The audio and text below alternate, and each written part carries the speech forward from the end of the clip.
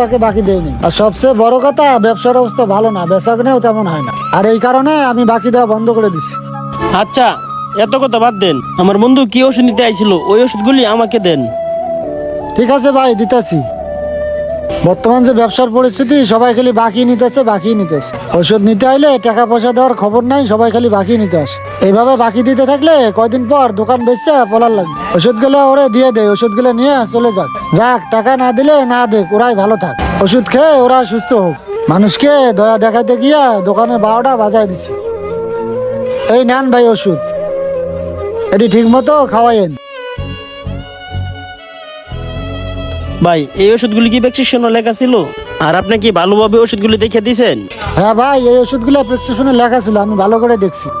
ঠিক আছে ভাই, এই ওষুধের টাকা পরে আমি এসে দিয়ে যাবো। এখন আমি যাই। আচ্ছা ভাই, ঠিক আছে।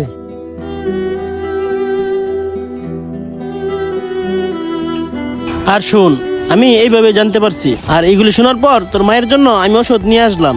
ও আচ্ছা, তুই জানতে পারছিস, ভালো কথা। তাহলে আমার মায়ের জন্য তুই ওষুধ আনতে গেলি কেন খামাখা? আনবো না তাহলে কি করবো? তুই এলাকার ভিতরে যা দোকানদারের হাত ধরস, পাও ধরস, তুই এইগুলা কি শুরু করছস? আর শুন, তুই আমার ভাইবা ধরিয়া এগুলি কি করতেছস?